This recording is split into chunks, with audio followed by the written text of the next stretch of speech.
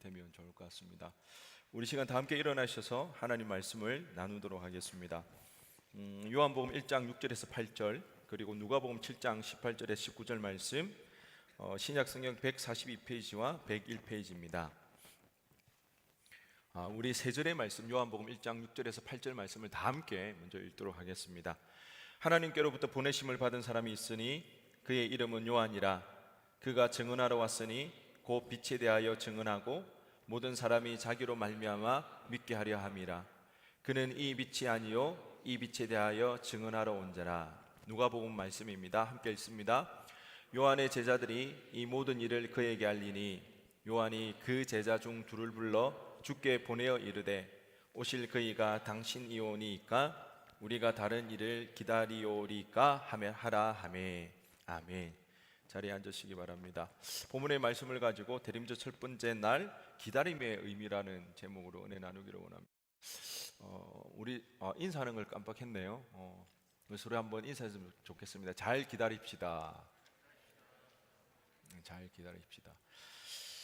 여러분 신속 정확이라는 말을 잘 많이 들어보셨죠?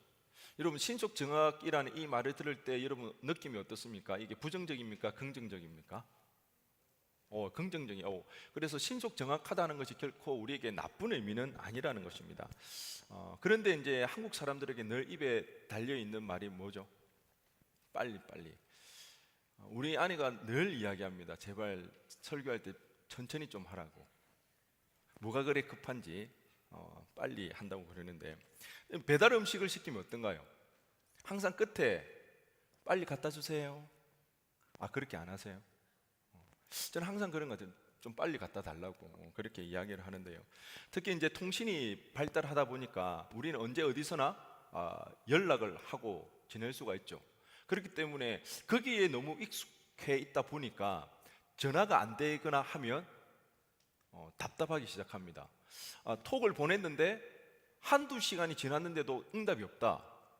서서히 끌어오르기 시작합니다. 저만 그런가요? 왜 답이 없지?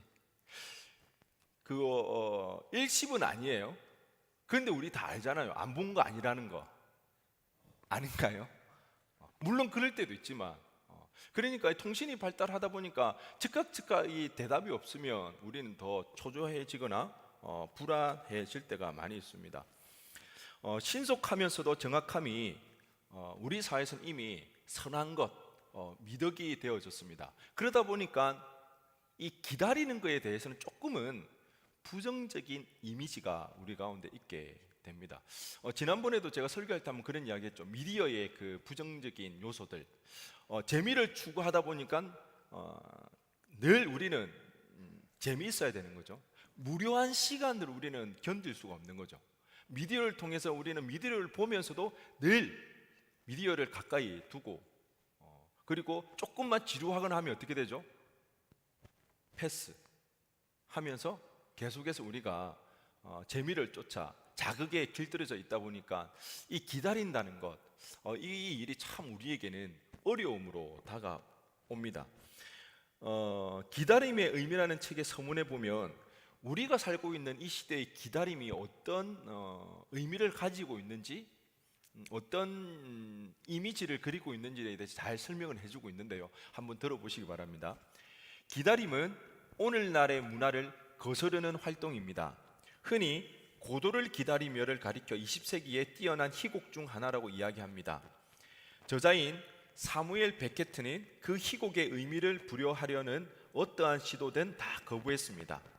사실 고도를 기다리며는 공허를 가르치고 그 안에서 기다림은 곧 낭비와 동의어입니다. 이와 같은 맥락에서 오늘날의 문화는 우리를 부추겨 원하는 것이 있다면 기다리지 말고 곧바로 본론으로 들어가서 당장 손에 넣으라고 이야기합니다. 마치 기다림은 아무런 가치가 없다는 듯이 말이죠. 정확하게 오늘 이 시대의 기다림에 대해서 어떤 의미를 가지고 있고 우리가 어떻게 받아들이는지를 이야기해 주고 있는 것 같습니다. 기다림은 우리에게 굉장히 부정적인 이미지고요. 이 시대의 정신을 거스르는 그런 행동이라는 것을 알 수 있습니다. 저 역시 기다리는 걸 잘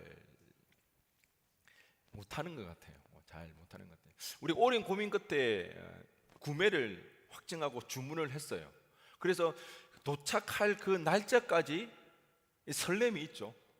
그리고 그 물건이 도착하기까지는 하루를 버티는 힘이 되기도 합니다. 그런데 분명히 도착할 그날이 되었음에도 불구하고 물건이 도착하지 않으면 어떤가요?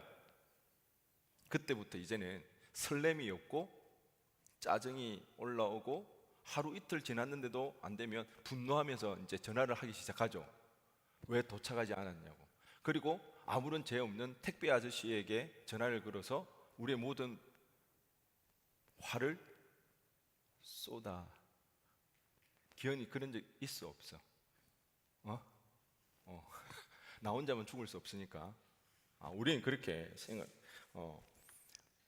기다리는 게 참 약합니다. 특히 합격 문자, 여러분 합격 문자를 기다릴 때 여러분 어떻습니까? 다 그 문자 기다려 보셨잖아요. 취업을 하든 뭐 대학교 뭐 입학을 할 때 합격 문자 기다리는 거. 그 합격 문자를 기다리는 동안만큼 이게 초조한 적이 없어요. 그런데 여러분 그래도 합격 문자는 발표할 날짜가 정해져 있잖아요. 발표일이. 근데 발표일이 없는 기다림에 대해서 여러분 경험해 본 적이 있습니까? 물론 그 설레임이 처음에 있습니다. 그런데 설레임만 있는 게 아니죠. 짜증도 있죠. 빨리 이렇게 연락이 오면 좋을 것 같은데 연락이 안 오니까. 그리고 때로는 좌절하기도 합니다. 좌절하면서 동시에 우리는 간절해지기 시작하죠. 제발 합격 문자가 우리에게 도착했으면 좋겠다고. 이미 우리 사회에서 이 기다림은요 반문화적인 정신으로 자리매김하고 있습니다. 반감까지는 아닙니다. 기다림 반감까지는 아니지만 신속해야 된다. 원하는 게 있으면 지금 당장 뭐 해야 된다? 획득해야 된다.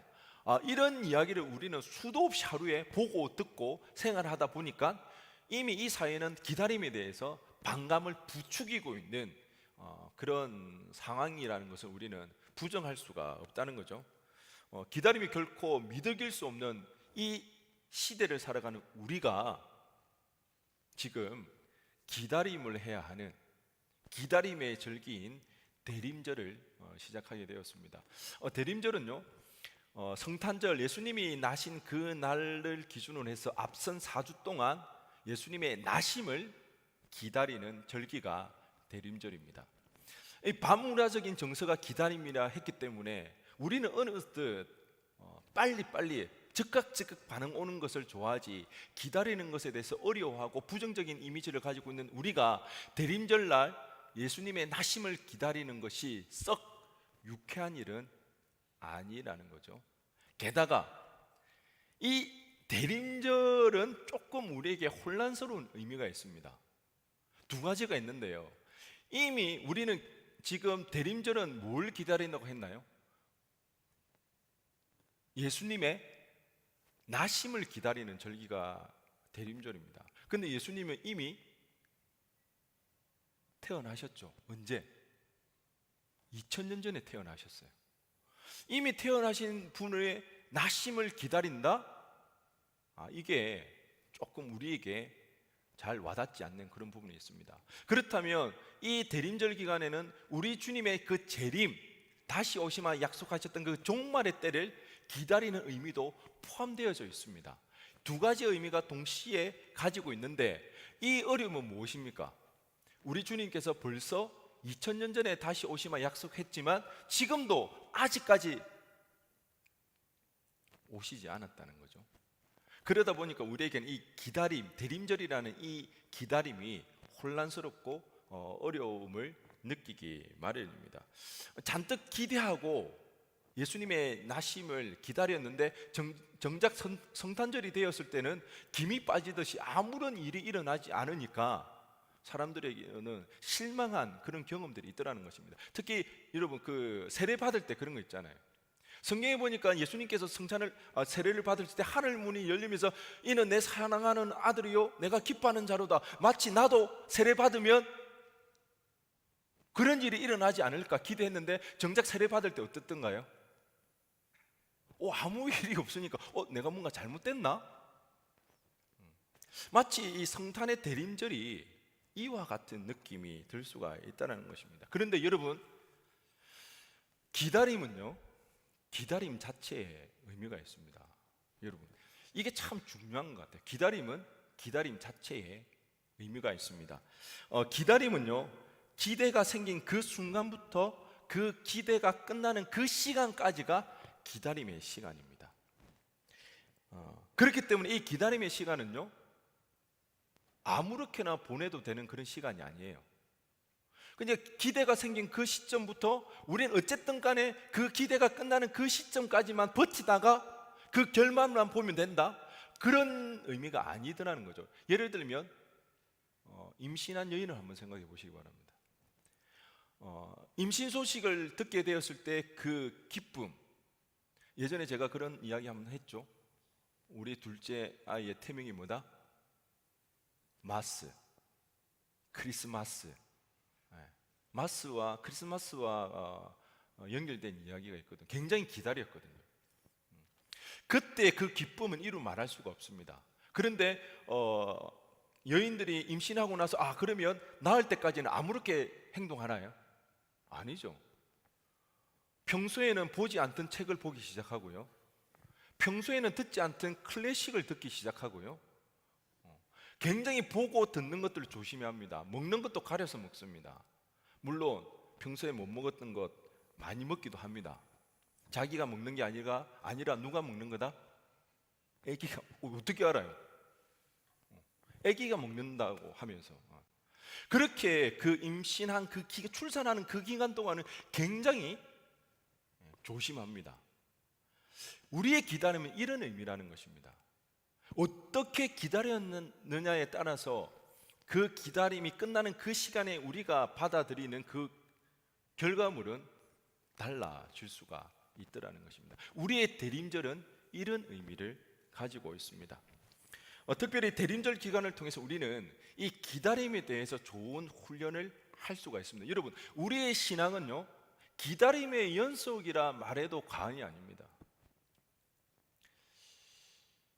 우리는 기다리다가 마치 하나님이 없는 것처럼 느껴질 때까지 우리는 기다려보잖아요. 그것 때문에 우리가 힘이 들잖아요. 그런데 우리는 이 기다림을 우리 신앙에서 잘해야 됩니다. 하나님은 늘 우리에게 기다림을 요구하십니다. 그리고 그 기다림을 통해서 하나님의 일하심을 우리에게 보게 하시거든요.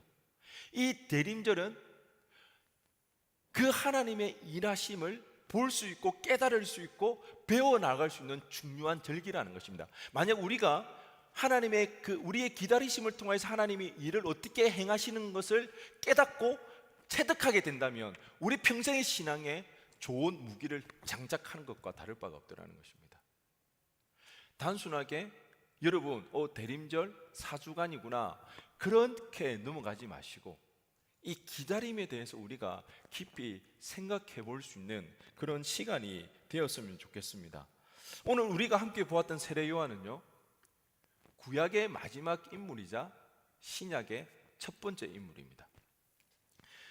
세례 요한의 부모님인 사가랴와 엘리사벳은 아이를 가지지를 못했습니다. 그렇지만 그들의 간절한 기도를 들으시고 하나님께서 그들에게 자녀를 허락해 주셨는데 그가 바로 세례 요한입니다. 여러분은 세례 요한 하면 어떤 인물이 떠오릅니까? 어떤 사람이 생각이 납니까? 혹시 연상되어지는 일들이 있나요? 그런데 우리가 성경을 유심히 살펴보면 세례 요한이라고 하면 오버랩되는 인물 3명이 있습니다. 누구일까요? 다들 눈을 회피하고 있는데 3명의 인물이 오버랩됩니다. 이삭과 그리고 삼손과 그리고 사무엘입니다. 성경에 보니까 사가랴와 엘리사벳이 나이 많아 늙었더라 그런 이야기를 합니다. 나이 많아 늙었는데 그들에게 뭐가 없더라? 자녀가 없다. 누가 생각나죠? 아브라함, 사라. 100세 때 90세에 아들 이삭을 낳잖아요. 그리고 하나님으로부터 이제 이야기를 듣습니다. 자녀를 가지게 되었는데 그 아이를 포도주와 독주를 마시지 않게 하라. 이것은 구약의 나실인에게 주어졌던 말씀이거든요. 삼손 또한 하나님으로부터 그런 명령을 부모님이 받았습니다. 그 삼손의 부모님인 마노아와 그의 아내는 성경에 이름이 나오지를 않습니다. 그들이 하나님 앞에 간절히 기도했을 때 그런 음성을 듣고 삼손을 구별하여서 포도주와 독주를 마시지 않도록 나실인으로 그를 키우게 되거든요. 그리고 또 한 가지, 사무엘과 세례요한은 그 자녀가 있겠다는 그 음성을 성전에서 듣게 됩니다. 한나가 성전에서 간절히 기도했을 때에 하나님께서 그때 응답해 주시고, 사가랴가 자신의 제사장 반열에 의해서 성전에서 일을 할 때 하나님으로부터 자녀가 있겠다는 이야기를 듣게 됩니다. 그렇기 때문에 사무엘과 세례요한이 연결되어집니다. 이를 통해서 우리가 알 수 있는 건 세례요한의 그 인생, 그 삶은 하나님 앞에서 이삭과 삼손과 그 사무엘과 같은 그 역할이 주어졌더라는 것입니다. 하나님의 약속을 성취하는 이삭, 그렇죠? 아브라함에게 아들이 있겠다 약속하셨던 그 약속이 이삭을 통해서 성취되어지는 겁니다. 삼손은 어떻겠습니까? 그에게 주어졌던 놀라운 힘을 통해서 이방 정치 세력들과 대결하고 그들을 물리치는 일들이 일어납니다. 사무엘은 어떤가요? 그 당시에 어지럽던 그 예배를 정결하게 하고요, 왕에게 기름 붓는 그 역할을 사무엘이 감당했습니다. 세례요한은요, 이와 같이 새로운 이삭이 되어 하나님의 약속을 성취할 것입니다. 새로운 삼손이 되어서 광야에서 외치는 자의 소리가 되어 정치 세력과 대결할 것입니다. 또한 새로운 사무엘이 되어서 주님 오실 길을 예비하며 새로운 왕에게 기름 붓는 그 일들을 세례 요한이 행할 것입니다. 이것이 바로 세례 요한의 사명이었습니다. 분명 세례 요한은요, 이스라엘 백성들의 소망을 집약했던 인물입니다. 구약의 약속을 성취하며 또한 심판하며 새로운 시대를 열어 나가는 그 사명, 그러기에 이스라엘 백성들에게는 소망이 되어지는 인물이 바로 세례 요한이었던 것입니다.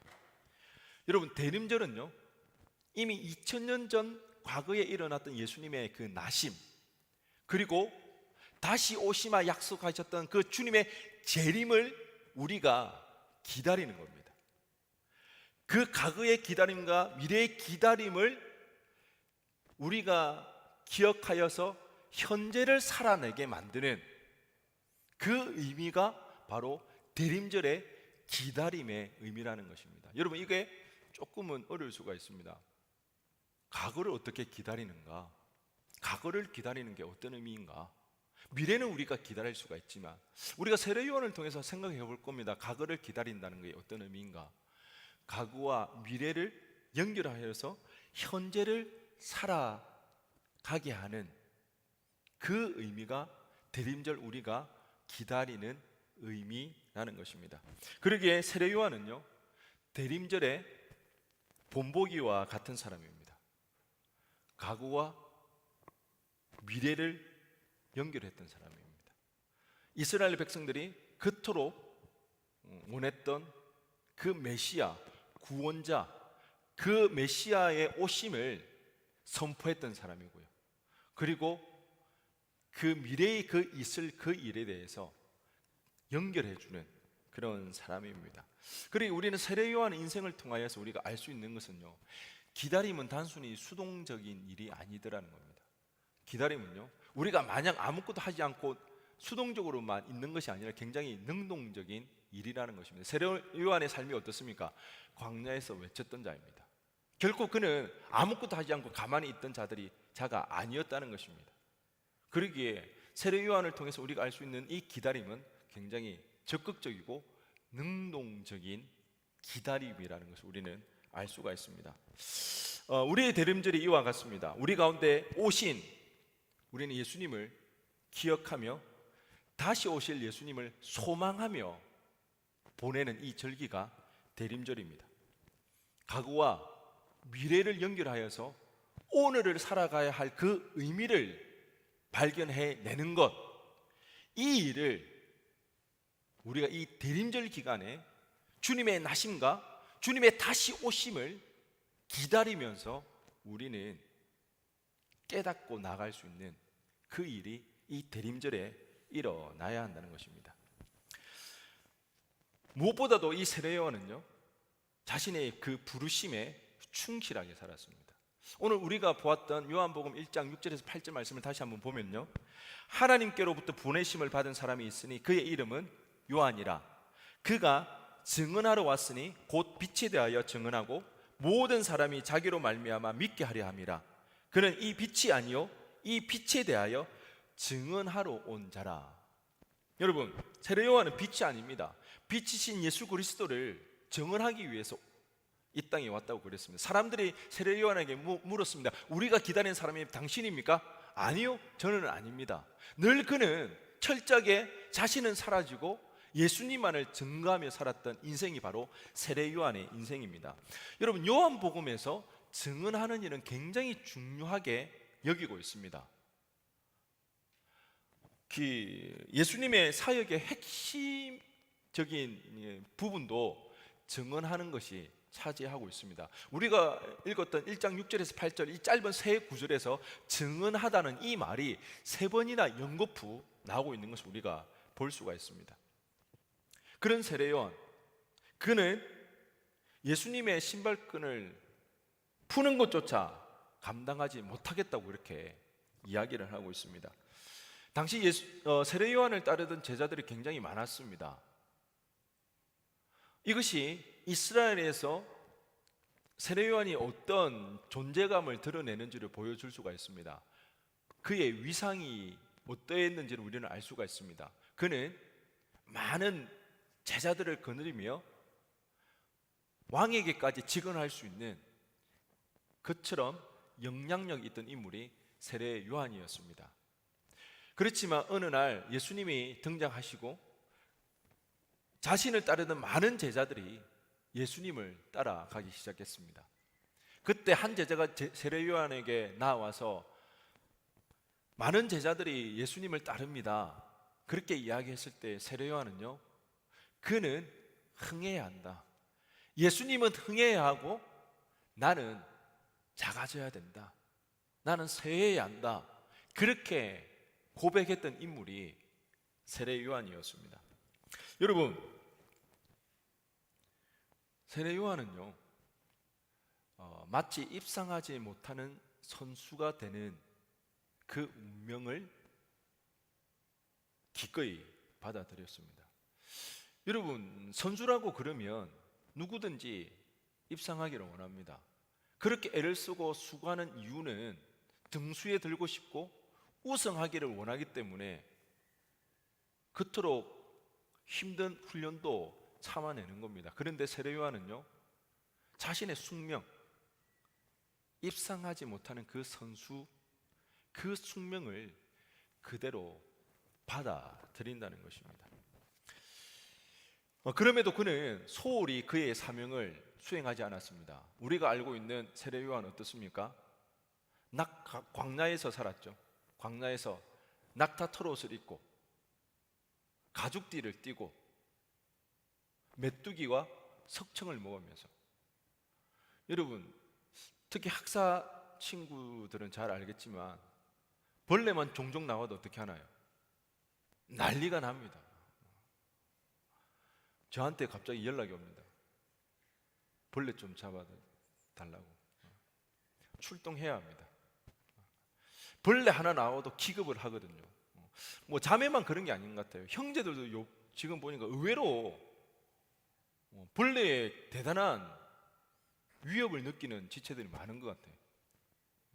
근데 세례 요한은요, 더불어 살았습니다. 광야에서. 그럼에도 불구하고 그 모든 자신의 사역의 그 열매들은 고스란히 누구에게? 주님에게 돌려드리는 그 일을 세례 요한은요, 기꺼이 감당했습니다. 여러분, 세례 요한의 그 부르심이 우리에게 있더라는 겁니다. 세례 요한은 그 주님의 오심을 보지 못하였지만 그 오실 그 주님을 예비하기 위하여서 그는 철저하게 낮아지고 그리고 헌신하면서 주님의 오실 그 길을 외치는, 그것도 광야에서 외치는 자의 소리가 되었던 것입니다. 우리가 그렇게 살아야 하는 이유는 무엇입니까? 대림절 길간 우리 주님이 이 땅에 나심을 기념하는, 기억하는 절기입니다. 예수님이 이 땅에 오셨습니다. 정말 가슴 아픈 이야기는요, 이 땅에 하나님이 너무나도 필요로 했습니다. 오죽했으면 하나님이 인간의 몸으로 이 땅에 오셨습니다. 그런데 정작 하나님이 절실하게 필요한 인간은 그 하나님을 거부하고 있습니다. 거절하고 있더라는 겁니다. 여러분, 이 사실이 너무 가슴 아프지 않습니까? 우리는 미처 알지 못하지만 하나님 보시기에 이 땅에는 너무 하나님이 필요해서 하나님이 인간으로 오셨는데, 정작 그 하나님이 너무 필요한 우리 인간은 그 하나님을 거절하더라는 겁니다. 여러분, 그런데 우리는 그 하나님을 필요로 하는 자들입니다. 그 하나님이 너무 필요해서 그 하나님 없이는 살 수 없기에 그 하나님의 오심을 아는 자들이기 때문에 우리는 지금 이 자리에 있는 것입니다. 그렇다면 그 주님의 나심의 그 이유를 아는 자들이라 그러면 우리는 세례 요한처럼 정언하는 인생을 살아야 합니다. 이 땅에 하나님이 절실히 필요하다는 그 사실을 증거하며 외치는 자의 소리가 되어야 마땅하더라는 것입니다. 근데 혹 우리 가운데 그 의미를 퇴색해버리고 잊어버리고 있다면 우리의 삶을 다시 한번 재조정해 나가는 그런 시간, 기다림을 통해서 주님의 나심을 우리가 다시 한번 기억하면서 우리의 삶의 방향들을 재조정해 나가는 그 시간이 바로 이 대림절 기간, 2000년 전에 오신 그 주님의 나심을 기억하면서 우리가 행해야 할 일들이라는 것입니다. 여러분 무엇으로 가득 채워져 있습니까? 여러분의 열심, 여러분의 생각, 여러분의 가능성, 아니면 여러분의 욕심? 우리가 이런 것들로 가득 채워져 있다면 주님으로 우리는 채울 수가 없습니다. 주님으로 채워지지 않으면 우리는 주님의 그 안타까운 마음을, 주님의 오심에 대한 그 이유를 우리는 느낄 수가 없어요. 이 땅에 하나님이 너무 필요해서 하나님 인간의 몸으로 오셨는데 마치 그 하나님을 필요로 하지 않는 저 세상 사람들처럼 우리 또한 하나님을 거부하며 거절하며 살기 쉽습니다. 우리의 가능성으로, 우리의 열심으로, 우리의 욕심으로 가득 채워져 있다면 우리 또한 주님을 필요로 하지 않는 사람들과 다를 바가 없더라는 것입니다. 여러분의 삶의 방향을 한번 바라보시기 바랍니다. 어디로 나가고 있습니까? 왜 나는 그 주님의 마음을 느끼지 못합니까? 혹 그 주님의 마음을 느끼기에는 우리의 마음에 너무 우리의 것들로 가득 채워져 있지는 않은지, 2000년 전 주님의 오심을 우리가 기억하며 나갈 때에 다시 한번 우리의 삶의 방향을 재조정하며 무엇보다도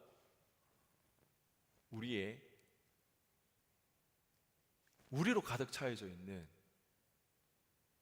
그 모든 것들을 비우고 주님으로 가득 채울 수 있는 그 시간이 될 수 있기를, 그렇게 우리가 대림절을 보낼 수 있는 그런 시간이 되었으면 좋겠습니다. 대림절 기간에 우리가 기다려야 하는 두 번째 의미는요, 재림에 대한 기다림입니다. 예수님께서 부활 성천하시면서 분명히 우리에게 말씀하셨거든요. 다시 오리라고, 올려져 가는 것처럼 그대로 다시 오신다고 분명히 약속하고 있습니다. 그러기에 우리는 그 약속을 믿기 때문에 지금도 2000년이 지났음에도 불구하고 여전히 주님을 기다리고 있습니다. 그런데 문제는 무언가요? 2000년이 지났지만 여전히 이루어지지 않고 있는 것, 우리는 이것으로 인해서 참 힘들고 어렵습니다. 기다려 본 사람은 그 기다림이 얼마나 허망하고 힘든지를 알 수 있습니다. 세례 요한도요, 우리가 느꼈던 이런 어려움을 느꼈습니다.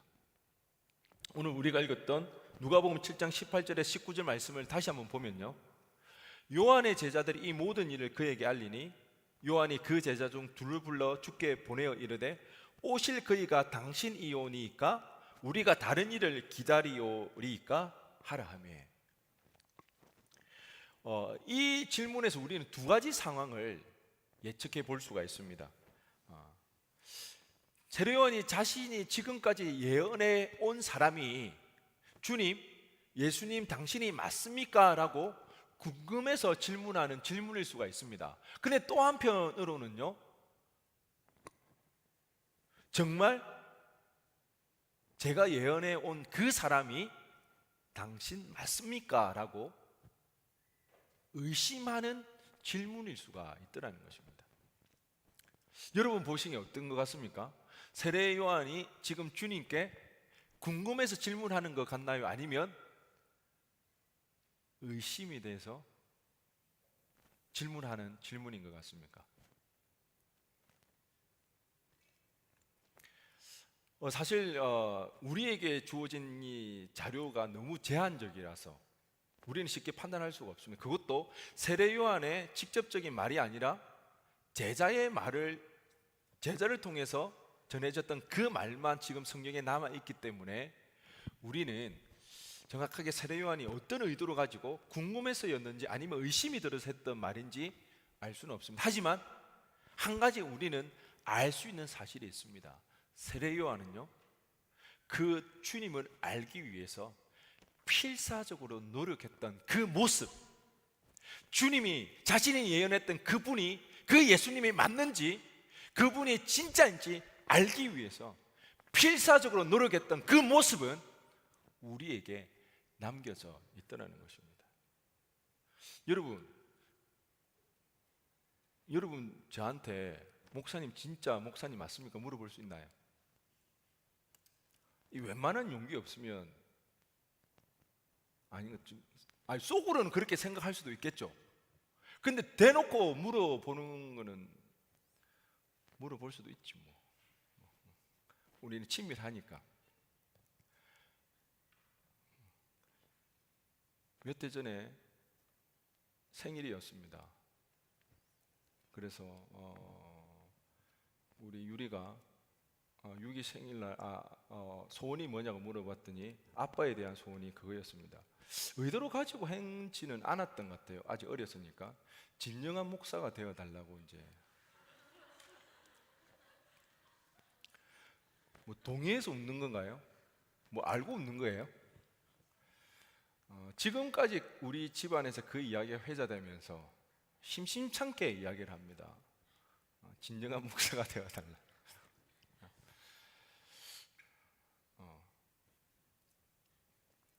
정말 세례 요한이 필사적으로 노력했다는 모습을 우리는 알 수가 있습니다. 얼마나 많은 고민과 고뇌 끝에 주님에게 질문을 했을까요? 근데 우리가 한 가지 힌트는 얻을 수가 있는데요, 누가복음 7장 22절 말씀에 예수께서 대답하여 이르시되 너희가 가서 보고 들은 것을 요한에게 알리되 맹인이 보며 못 걷는 사람이 걸으며 나병 환자가 깨끗함을 받으며 기먹은 사람이 들으며 죽은 자가 살아나며 가난한 자에게 복음이 전파된다 하라. 예수님의 대답에는요, 이사야 호세아, 미가, 그리고 스바냐의 그 구약의 말씀들이 섞여 성취되어 있는 것을 우리는 볼 수가 있습니다. 세례요한도 알았겠죠. 이사야가 했던 예언의 말씀, 호세아가 했던 예언의 말씀, 미가가 그리고 스바냐가 했던 그 예언의 말씀이 지금 누구를 통해서? 예수님을 통해서 성취되고 있다는 것을 자기도 인정할 수밖에 없었기에 분명 그는 예수님을 주님으로 인정했을 거라는 겁니다. 예수님의 재림을 기다리는 우리에게 그 시간이 너무 더디기에, 그래서 우리는 때로는 그날이 없을 것처럼 느껴질 때가 참으로 많이 있습니다. 그리고 오늘을 살아가는 오늘 하루가 너무 버거워서 재림을 생각하는 것조차 그 여력이 없습니다, 사실. 그렇지만 우리가 이 대림절 기간, 주님의 다시 오심을 기억해야 하는 이 기간에 우리가 해야 할 것은 세례 요한처럼 필사적으로 노력하는 모습은 보여야 한다는 겁니다. 여러분, 주님께 한번 질문해 보시기 바랍니다. 주님, 정말 재림하시나요? 여러분, 그런 질문 주님께 해본 적이 있으신가요? 주님, 도저히 저는 주님의 재림을 믿을 수가 없습니다. 그랬을 때 여러분 질문을 던져야 합니다. 정말 재림이 있나요? 그럴 때 사도행전 1장 11절에서 그런 말씀이 있습니다. 이르되 갈릴리 사람들아 어찌하여 서서 하늘을 쳐다보느냐? 너희 가운데서 하늘로 올려지신 이 예수는 하늘로 가심을 본 그대로 오시리라. 할렐루야. 성경은 우리에게 분명 전해주고 있습니다. 하늘로 올라가심 그대로 오신다는 겁니다. 여러분, 합격 문자 받아본 적 있으시죠?